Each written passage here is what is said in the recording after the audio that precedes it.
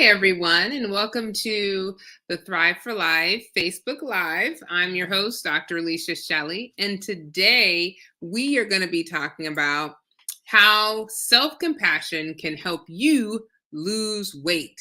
Now, I know what you're thinking. What? What do you mean self-compassion can help me lose weight? I thought I had to just change my diet and exercise. Well, yes, you have to do that too. But there's actually a little bit more that you can do to help with losing weight.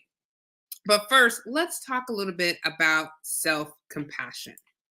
So, self compassion are the things that we do for ourselves, right? Now, not only is it just self care, but then also it's the way we think. A lot of times when things don't go well, we are our worst critics. We beat ourselves up, we talk negatively about ourselves. We actually can become more discouraged because of our negative thoughts. So, by having self compassion, it really makes a difference. Now, the one thing I love about my patients is that they actually inspire me. So, I would have to say, maybe last year in 2021, I had this one patient who came in. She was an older lady, she was in her 70s, and she wanted to lose weight.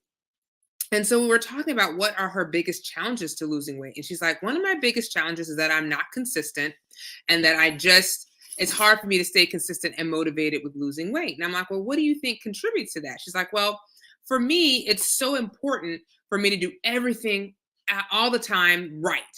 And if I don't do it right, then I just stop and I just lose all momentum.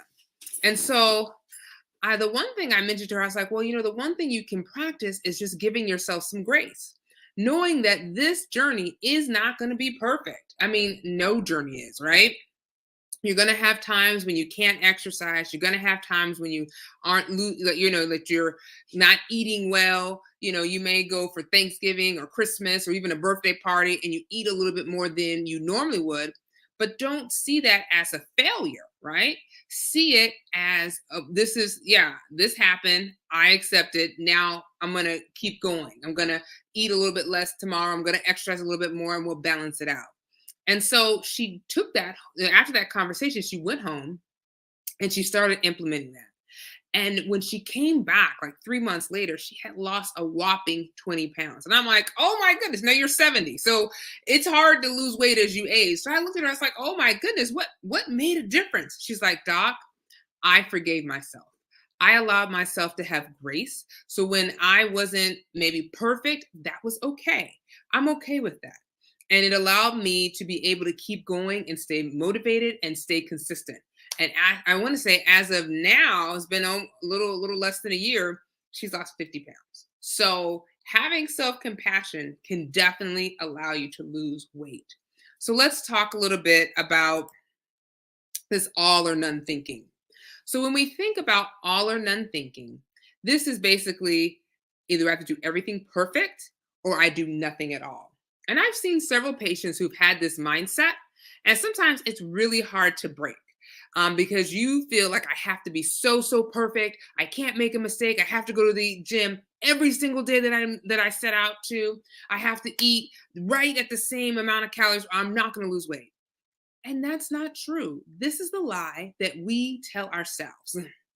And so, what I find is if you allow yourself some grace, now I'm not saying you're just going to binge forever. No. But let's say if you're in a weight loss journey and you go to a birthday party and have a slice of cake and you have a small slice of cake.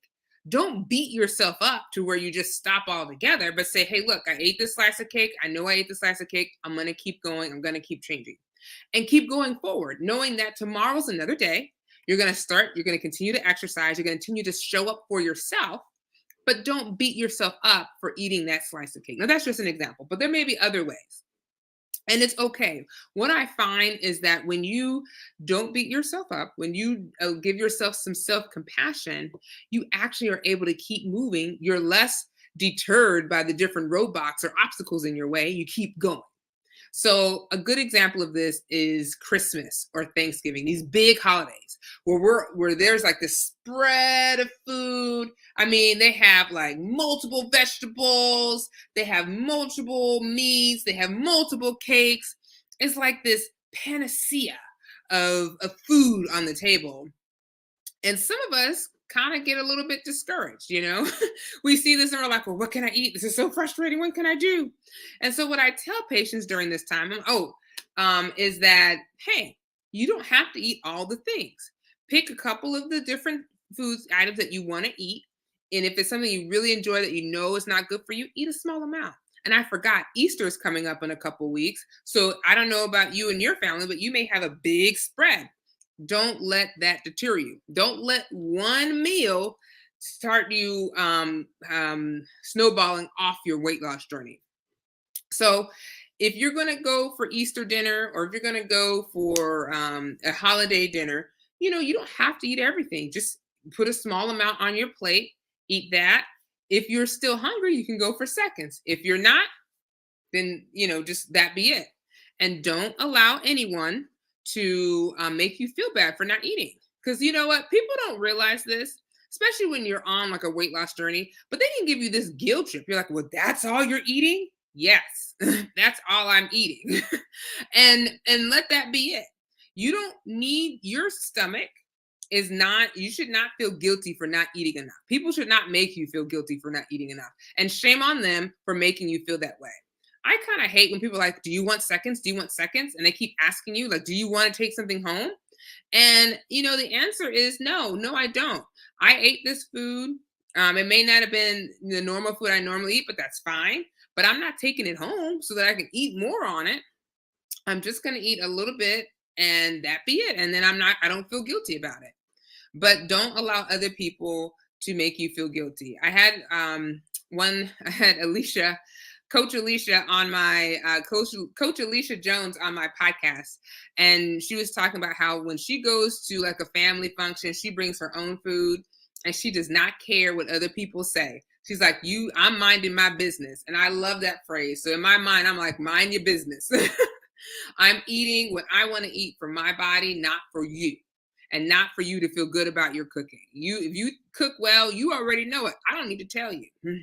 So don't feel guilty because I'm not eating. All right. So I'm sorry. I got off on my tangent about that. But needless to say, the all or none thinking is when you think everything has to be perfect or you can't do anything at all. And so a lot of people, they use this as, well, if I'm not exercising enough of the days I want to, then I'm not going to do it at all.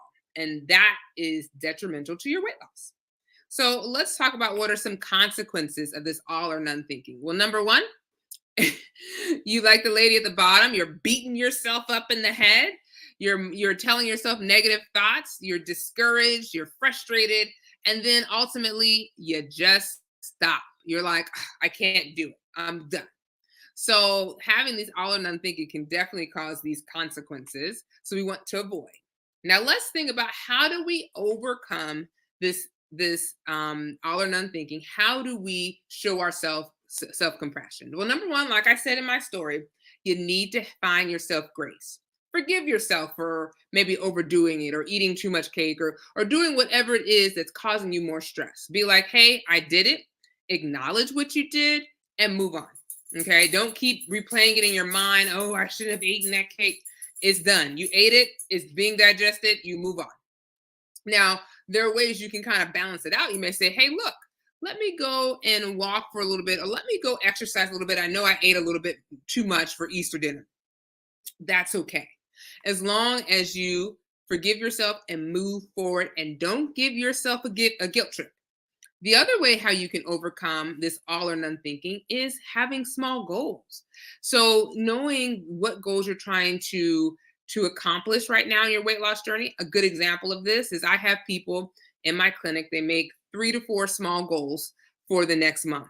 And so those goals may include, hey, I want to increase my exercise by one more day for 30 minutes a day, or hey, I want to drink more water, or hey, I want to increase my fruits and vegetables. It is what it is. You decide as far as what your small goals are.